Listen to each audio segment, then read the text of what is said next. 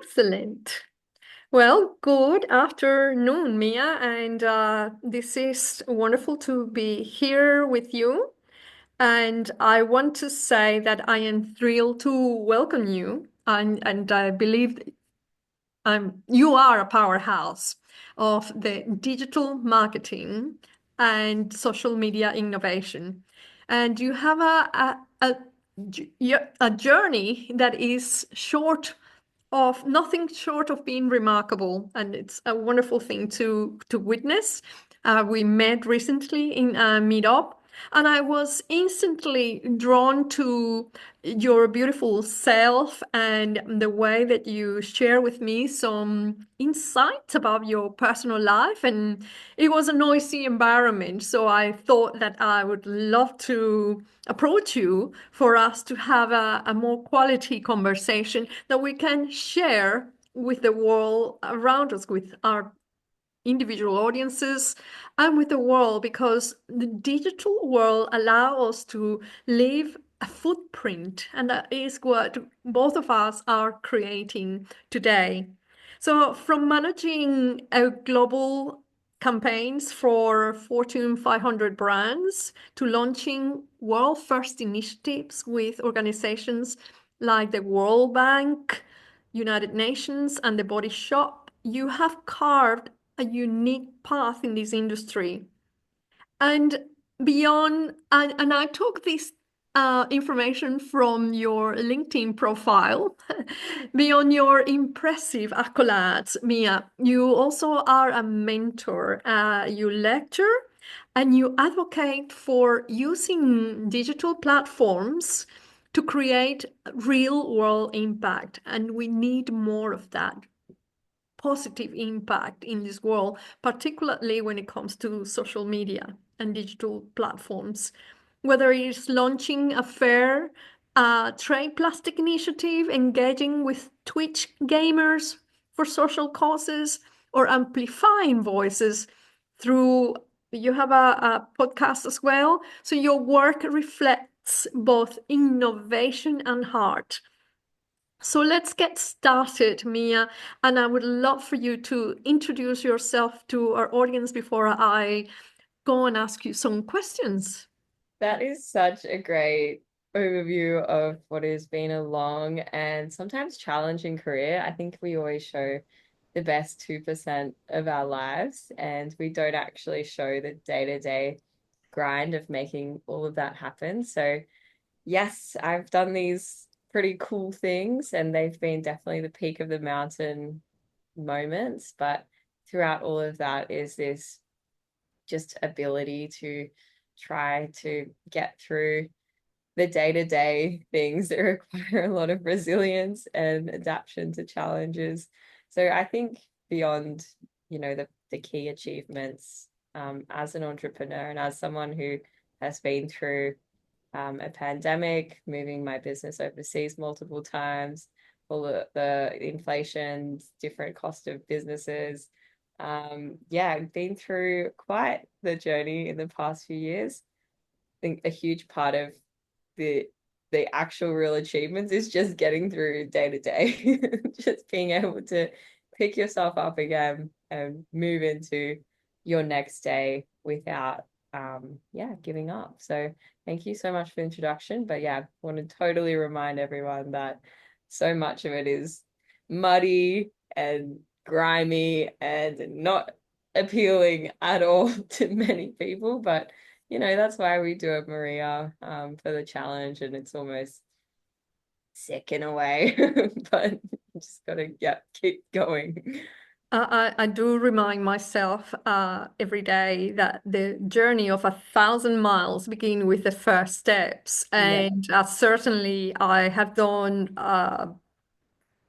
camper life and living nomadic, and I keep saying to people it's not for the faint-hearted. So Mm, being a business owner actually is not for the faint-hearted, because everything that you have mentioned today, it goes um, completely with the challenges, the 2% or the 20% that you know is a constant diversion of the things that we need to do and to adapt. But adaptability, resilience, straightforwardness, self-reliance, they are the key traits of a leader. And you have demonstrated that within your young years as a young woman and a young entrepreneur, all of that. So tell us, do you agree with that? So I started off my career, I was always fascinated by marketing. I was one of those people that chose marketing from a schooling age. So while I was a very naughty kid in school, I was a very top student, which teachers hated because they were like, oh, she's doing well at school, but she's so naughty. Come on, calm down. But yeah, I ended up getting into the university I wanted to get into. I got a scholarship as well, so that was really cool. Got to live on campus, and had this amazing experience where I was in something that I just knew it was what I was meant to be doing, and there wasn't any straying away from that. But as someone who has multiple ideas, multiple passions, and multiple dreams, the way that that panned out over the years has been nothing short of an adventure. So I went into the corporate 9 to 5, was working for an organization called Ogilvy. They're a big public relations firm, really amazing business. And they allowed me to work on Microsoft account, which was incredible experience, being able to help launch products like the Xbox One X and work with really smart people. But I have this inner voice. Sometimes it's a devil, sometimes it's an angel, and it says, time to go on an adventure. So I wanted to blend my marketing experience with something really meaningful that I cared about a lot. So I moved to India and helped on this global campaign with plastic pollution and poverty, working with Plastics for Change and launching the world's first fair trade plastic. And from there, that led me into this humanitarian marketing fields and was traveling the world doing all these wild humanitarian campaigns.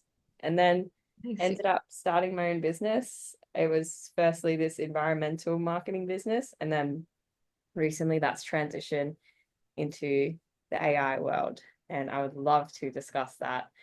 So it's been about 3 years in business now, almost 4, and I have reached this happy equilibrium of being able to travel with work, being able to scale through a team, and also implementing incredible AI systems that help basically save 80% of the tasks that I was doing before. I'm Mm. extremely passionate about automation now because I believe that as humans, we are not robots and we shouldn't be behind desks acting like robots for our entire life. We should be out there going on adventures, spending time with our loved ones, doing things that we're truly passionate about. And once people have more of that in their lives, and once people stop doing the jobs robots should do, I genuinely believe the world will be a better place. So this is where my love for AI comes in, and this is how I've built my life, and this is what I'm working towards. Not an easy journey, but we are getting there, and I'm trying my best. Well, I love that because really your point on people should be, or we could all be enjoying ourselves more.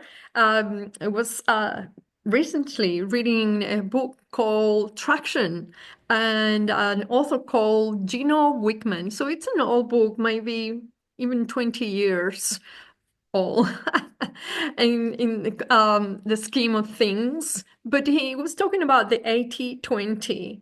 Mm, So, and for me, it was so true that my 20% was about having genuine conversations and connecting with people and enjoying different things of business and having that passion for helping women to create a new purpose, a new vision of themselves. So the 80% can be delegated to a bot, to an AI, in order for me to have this yeah. genuine heart-to-heart conversation. So I totally understand. But tell us, what has been the biggest challenge then in developing those solutions, and how is being the journey of overcoming it?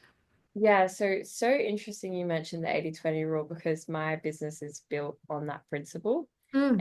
In essence, 80/20 rule makes complete sense. There's also another law called Parkinson's law, which states that you will spread your tasks out over the allocated amount of time you have. So, for instance, if you have 2 hours to do something, your neural pathways in your brain will allow you to do it within 2 hours. But if you have 8 hours to do it, you're going to stretch, procrastinate, and move your task over 8 hours. It's a really interesting process for humans as they move into the AI world because what I've seen happen is people will start to automate a task and then they'll fill up that time with more work. So I say to people, you need to have time goals and you also need to have business or monetary goals as well because time is so valuable in people's lives and they just throw it around like confetti. So I think having goals around time and setting that up. So, for instance, if you automate a task that recently took you 8 hours a week, why don't you say, I want to have 8 hours back in my week and I want that back for me or for another passion that I have? And what you can do is you can allocate time to, say, you want to learn guitar or you want to go for runs more or you want to be more healthy. Don't keep filling it up with work. You've automated that. And what people will go down the path of, they'll become so productive that they'll become so much to be adding work of three people instead of, doing the work of one person and having that time to do other things in their life. So that's the first part. The first part is actually being super clear about your time and having goals around it. The second part is we are our own uh, biggest challenges. So, the actual process of automating your business and automating your social media is pretty simple. It's not very hard, but we kind of overcomplicate things like crazy little monkeys. We think, oh, like well, this means this, and we make all these connections that are simply not true. The process of automating your business, it's pretty much a recipe that you follow.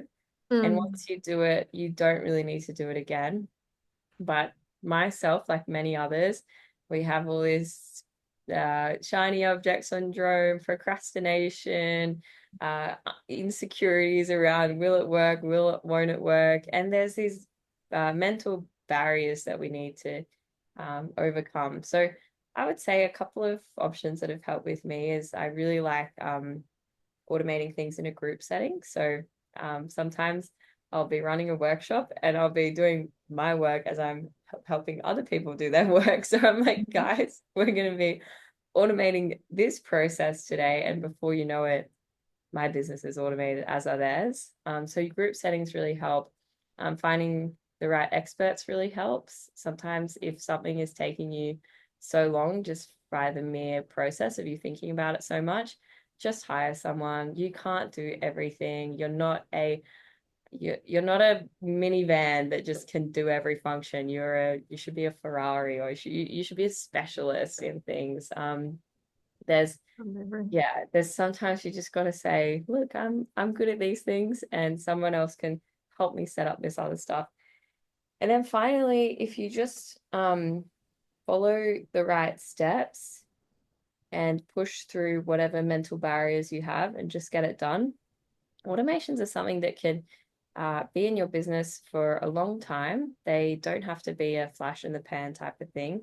You can automate a process and it will be something that you can hold in your business for a long time. This is like a really simple automation that I started doing was I started recording meeting notes and turning those initial meeting notes into proposals or strategies or ad copy because all of my future or present clients would be telling me what they needed specifically related to their business in those calls. And then I would get those meeting notes and put them into a custom GPT that I created. And then that would blend my marketing skills with their needs and wants for the campaign. So nothing was missed out. And that's not a very difficult automation. It's something that is, it becomes a bit of a habit. And it means that you're listening to them.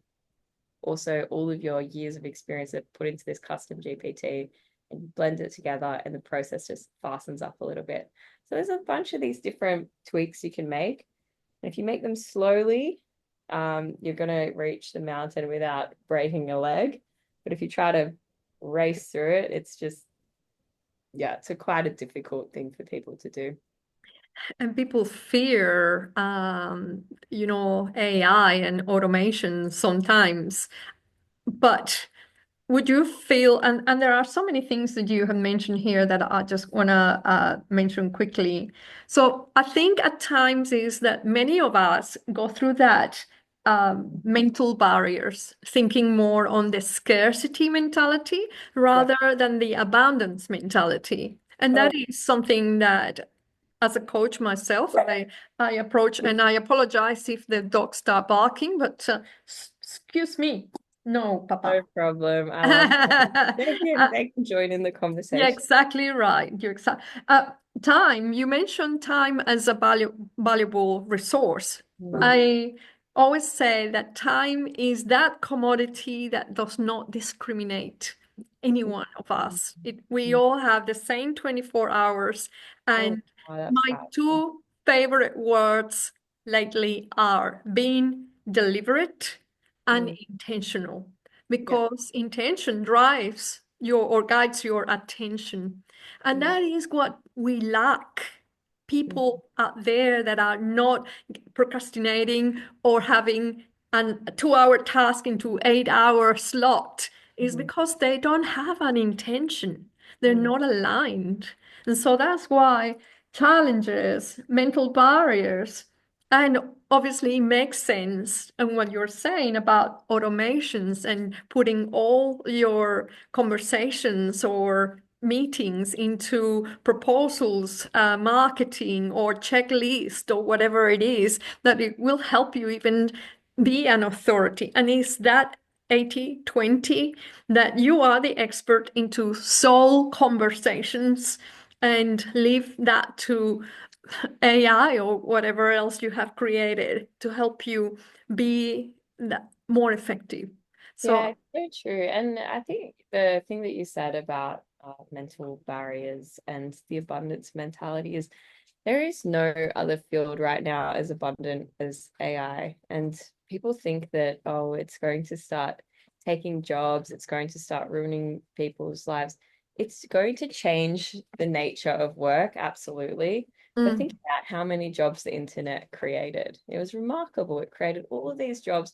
Who mm, needed a social media manager before mm, the internet happened? And now there's multiple social media managers. So mm, I think with AI, it's going to fundamentally change the nature of work, but we're going to become more like managers of AI systems rather than the AI system itself. So we're going mm, to, what I foresee or what I think from the data, there's going to be a lot of data entry jobs or administration jobs, or those sort of repetitive jobs will be replaced or automated.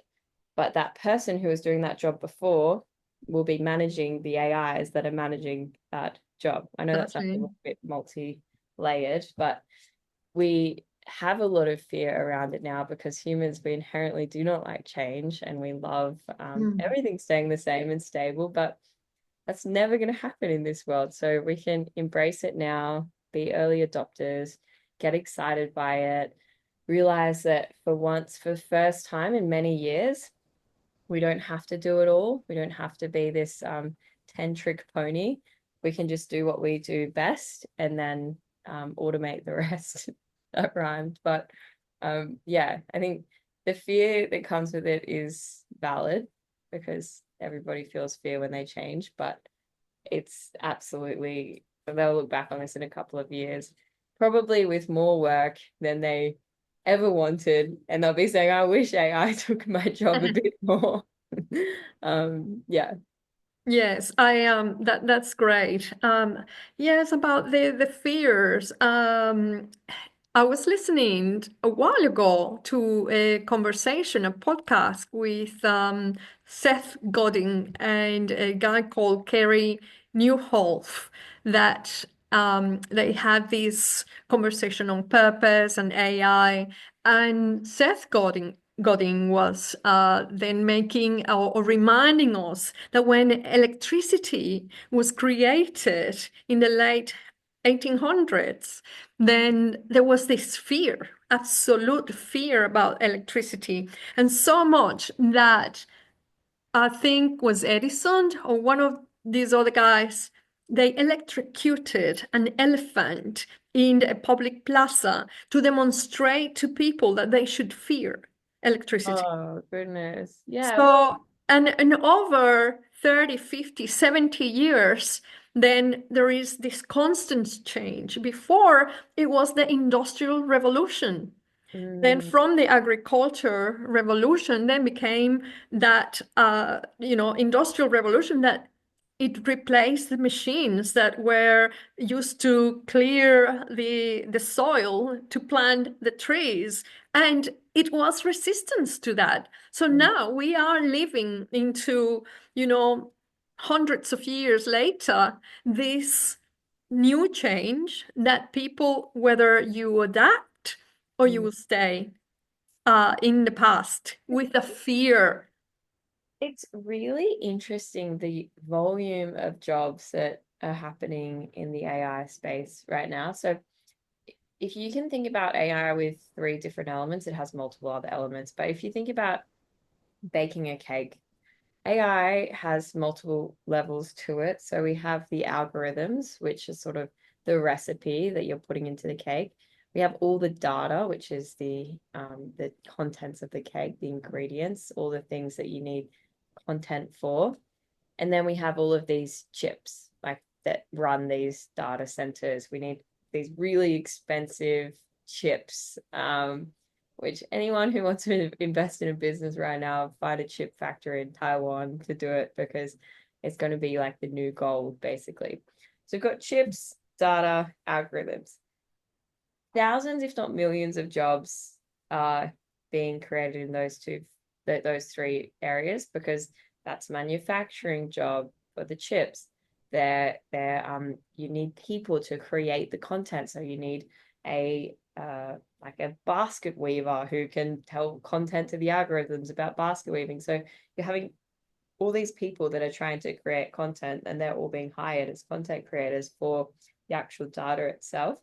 And then you have the algorithm writers, which is so much work to develop the perfect algorithms in order to run all these programs.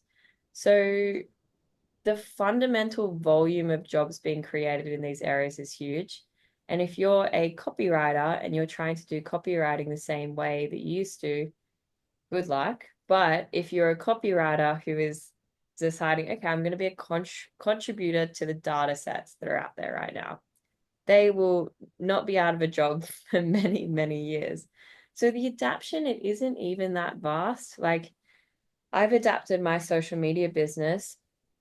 It's not that different. It's still the similar types of work. You still need to have similar types of skills.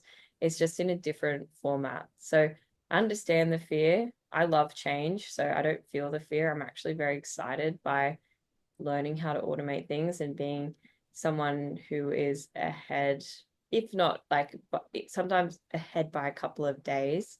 But I love Mhm. fear. I find it's kind of like if you can feel the fear and do it anyway, Yeah. you're going to move into new areas. And I just have to say that I've learned most of my AI knowledge on YouTube, and I'll speak at conferences with people who have been in business for 30, 40 years, and they'll come up to me afterwards and be like, wow, like, how do I do this? What do I do? I really need help here. Hmm. And that just makes it this really interesting equilibrium where we're not, I'm young, I'm in business. I didn't grow up around business people, but I'm still able to impact people that have been in business for 40 years with knowledge that I learn on the internet. And how cool is that? How different and unique is that experience compared to, you know, 30 years ago when I would be trying to climb this corporate ladder, not enjoying myself at all, burning myself out in the process. And now the tables have turned and anyone can be in this world because it's accessible to everyone. And these platforms are cheap, if not free. The knowledge is all there. And the fear should be replaced by excitement because we've never had such a huge opportunity before in my lifetime anyway. It's the gold rush, it's the casino that you can win at. Mm. Yes. Well, it is amazing that you are, demonstrating these ideas and coming across people that are much older with 30, 40 years. But I think it is not the total evidence that the system needs to change because before the education system was okay, go to school for these 12 years, then Mhm. go to university, and you're supposed to learn, and then you are going to be 45 years in Oh, yeah. a working career Mhm. before you retire. And now you are the true validation that these models are obsolete. And now that you can teach people, I am now in my sixth decade of life. So Wow. Yeah. 65 turning in a few weeks. That's amazing. Imagine talking to you, and I feel there is no barrier for me to talk to young people. I love their ideas, the innovation, the adaptability, because that's also what drives me. But Mhm. I think it is reviewing, this conversation is reviewing all models of education that does not serve the future. And that is what you have really explain here and validate it for us. But I Well, wanted to ask you a question because in a program that I created, I talk very much about values and what drives the values of people. So, what drives your passion for purpose? And what are the values that are aligned with all the work that you do, if you don't mind to sharing? that's such a beautiful question. I've always been someone who has a strong sense of self, and I'm very comfortable to be who I am. And from the outset, I look like someone who, might look a little bit basic, or some people call me like a private schoolgirl or whatever. Um, I've been shifted and labeled and moved around people's boxes without really putting myself in a box ever. So I just have this desire to help people be more of themselves. And in the process, I want to be myself more. And I also just love connecting with people, human interaction. Um, if that be, yeah, just meeting people in person or lifting people up or just having a laugh or learning about their story. These are the things that drive me in my life, and they have since I was a kid. I was always so curious about other people, and I hate it when people say all humans are bad and like everybody people are not nice, because you'd be so surprised when you just help dethor people a little bit. You ask a few questions, you look at them in the eyes, you show genuine interest in people. People can just open up like a flower. And I feel like that's really lacking in this world. So I think a lot of that, wanting people to be themselves and wanting to connect with other people, drives so much of what I do, because you think about the basis of automation, it's reducing the need to do those mundane, repetitive tasks in your life. And what happens when you do that? You have more time to connect, more time to feel things, more time to love your life. When I started automating my work, it was the first time. It was almost like a emotional thing. I felt, wow, for the first time, I don't have to do all this bullshit that I was doing for so long and being grinded down by it. And I can actually do things that I love. And yeah, it's just a beautiful process, and I would love everyone to experience it because it's scary, yes. It's sometimes a bit complicated to figure out, yes, but once you go down this path, once you really stay true to who you are and how you want to spend your time, you can just be more of yourself, and that's a beautiful thing. Yeah, it sometimes feel by listening to you that, having freeing that time to do things of what you love the most, but a lot of people don't know what they want.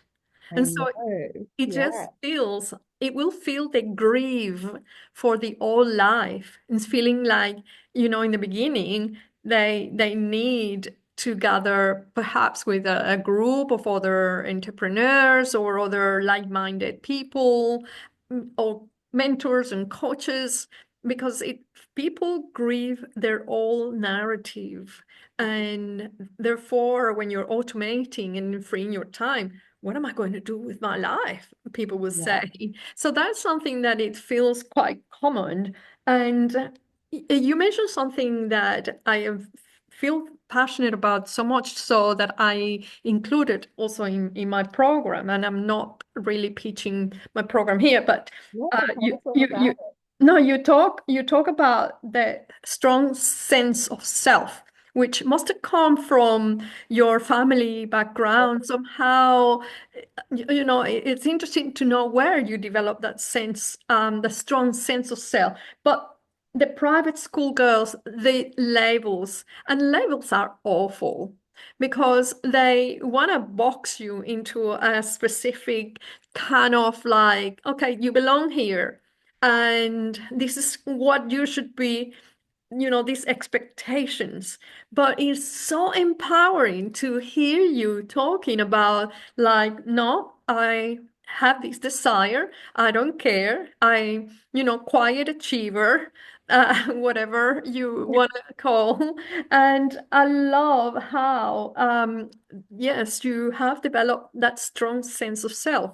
The labels don't affect me. I know That's where it great. comes from, and I've been called so many different things that it's people's perspectives. Sure, a lot of it doesn't come from malice either. I can tell that a lot of people are just sort of figuring it out in relation to their own experience. True. I've had so like an overwhelming amount of support and a very small amount of digs made in my direction. I think anyone in business will face tall poppy syndrome, even if you're failing at everything in business or what it feels like failing as you go about day-to-day life. People will still be like, oh, but you're in business, so you probably do this, and you can travel and you can have value, you can have ownership over your own time. So everyone thinks that you have some luxurious life. And it's like business has its perks, of course. You can go to conferences, you can travel the world, you can have this amazing life. But there's a law of polarity in this in on this earth that we live in where yeah, night and day, there's really great things that come in business, but there's also a lot of hardships that come with it. So similar to people that have full-time jobs as well, they have all this comfort, stability, like predictability, but then they also have some boredom, some routine, things that they struggle with. No. Business has all these luxurious, like seemingly luxurious things, clients flying you places, getting to go to conferences, getting to go to the business lounge. And then there's all these other things that you have to face as well, like looking down the barrel of the gun each month, thinking, how am I going to grow this business? Or this business is growing too quickly, or how am I going to find team members? Or this project isn't delivering the way we wanted it to. And Mhm. taking the burden of those stresses, especially when a lot of people don't understand, it's yeah, you can't hide from it. You have to just keep showing up. So people can of course box us or they can box people, and it doesn't affect me unless it's really nasty and it's not true. But yeah, sometimes people will say, they'll say, oh, like you're like this or you're like this, and I'm like, yeah, that's a little part of me, and that's interesting that you have that perspective. But I know yeah, behind closed doors, I'm just like, I'm pretty chill. I work hard. I have a lot of voices in my head that are telling me to go traveling or do this or do this. So that's an annoying thing I have to bear sometimes. But all in all, I'm just, yeah, I'm just doing my best. Of course, and you have demonstrated that by receiving all these, or being the recipient of admiration and accolades and Yeah. all these awards that you have received today. But I want to ask you a question just before we finish our conversation, that if if your future self, let's say in 10 years, 20 years, even 30 years from now, could sit down with you right now, with the girl that you are in front of this camera today, what do you think she will tell you about your journey and the journey that you are right now? This is really, really good question. I think young Mia would be so pumped to see the life I was living now. She would be like, what? But you know what? I always knew I would be doing something like this. I just, from a young age, always known that I would be doing something big. And yeah, I just remember just being so sure, oh, I'll travel, oh, I'll work in these areas. I didn't know what format or container that would be in. But yeah, even when I was younger, I had big ambitions. I'd be like organizing full events for my family. I'd be on stage Beautiful. doing drama performances. I'd be doing social justice things at work. So all the signs were there. And I think I was almost doing that in my own way from when I was a little kid. And there's you think that when you're a child, like you don't know a lot, but actually you know so much because you're unencumbered by what the world has said about you. Mm-hmm. You're almost in a better state to make decisions about your purpose when you're a younger person because Mm-hmm. all of your natural skills, abilities, Mm-hmm. joys, love are just there without the world pulling you in different areas. So I'm looking at my life now and I'm thinking, oh my gosh, so many of the signs were there when I was a little kid, like I just want to be organizing events again. I want to be on stage. I want to be doing all these things. So sometimes I think maybe my younger self could teach my older self some lessons as well. Yeah. That's that's amazing. But I think it is a privilege sometimes when we are young and we know what we want to do. And certainly when I was young, I wanted to be a teacher or a mentor of some sort. But it wasn't until my 40s that I started to live that. But of course, as a teacher and a mentor, when I was in my 20s, I became a mom. So I kind of lived part of my vision, being a mom and being a teacher and a role model to my own children. But you have these dreams that you had as a young kid, even though you mentioned that, well, at school you were naughty and you didn't really give us an example of naughtiness, and we don't need it really. But you know what I mean? It's like great to talk to a person that has really made come to fruition the vision that she had when she was younger, even though you are still a young woman. So that older self in 10, 20 years will be, to me, what I understood is will be kind of like the wiser voice of who you are now, still Yeah. vibrant, still bringing all those vision of the past into Mm. the present and even creating bigger things, because I can see that you are destined to create amazing things. Yeah, I really want to be extremely successful. And I feel like maybe what I've achieved so far is good, and I'm happy that I've achieved it. But I have this innate desire. I want to do big things.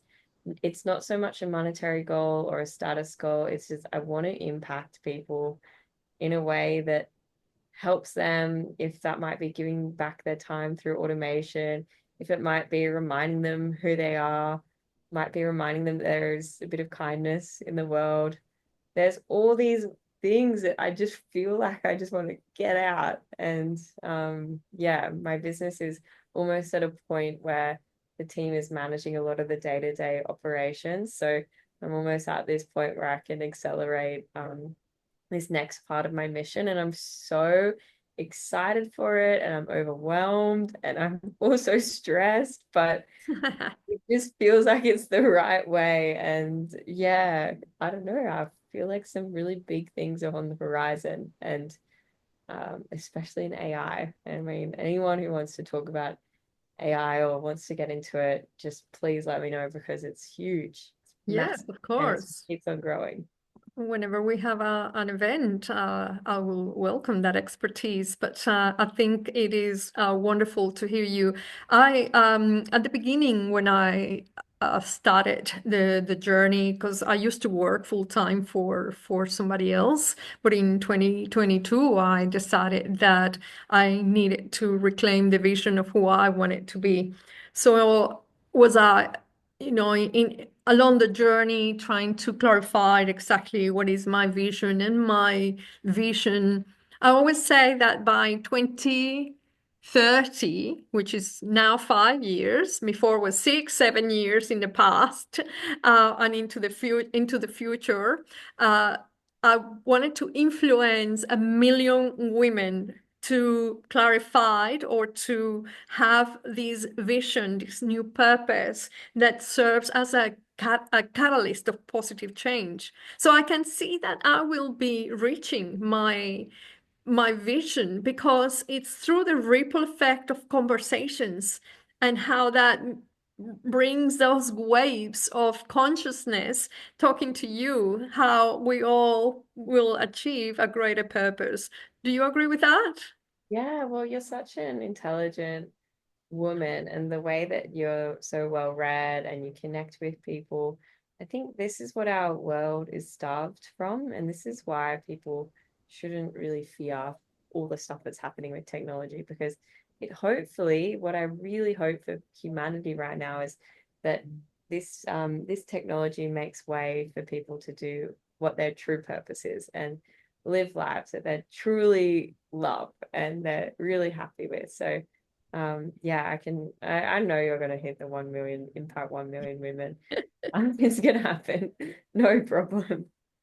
Awesome. Well, it's been amazing to have this conversation with you. I had loved every minute of the insights that you have shared with me and our audience, because as I said before, we are creating that digital legacy by having this ripple effect that people in 1 year, 10 years, 50 years, whatever, they Yeah. will be able to find this conversation in the social channels and see, wow, that older woman, this younger Oh my gosh. girl, and then you could be replaying this conversation in the future, saying, yes, you brought to fruition that vision of creating bigger things to give back to people through automations that 80% of time or 20% of time that they could just be more engaged, passionate, driven, more sleep, more reading, more writing, more connecting, playing with the kids, improving their health, creating goodness around the world, community. And yeah, and for some people that is more work. Some people love their work. I'm one of those people. I will probably replace my automations with more work, but that's okay as well. But it's just a matter of when you find, I do this to myself all the time. I progress in something, and then I've never been in this new world before, and I've never had like certain experiences happen to me before, and then I am hard on myself for not be progressing fast enough. So I think the same thing with AI and automation. It's like progress and then look back and say, look, I used to spend 5 hours doing this, and feel proud of yourself and continue to move forward in whatever pace you want to move. Yeah, I think we're just so hard on ourselves for no reason. So as we're moving into this new world, be slow, be compassionate, enjoy it as well. It's really exciting to learn it, especially when you're learning it within a community. And yeah, just don't be afraid of the future. It's there's some exciting things coming. Absolutely. So I am here also to be a testament and to be afraid of the future and to to do more what you love because in at 65 and beyond, I'm looking forward to the next 20, 30 years of my life, to be honest, and be excited and vibrant. So I'm being surrounded by wonderful people like yourself. Well, I want to thank you once again for this remarkable conversation topic that we approached today. And thank you. Yeah, it'll be amazing. Yeah, yeah, yeah. Yes, I love what you do, and it's been so nice to chat with you today. Thank you. Hold on. I'll just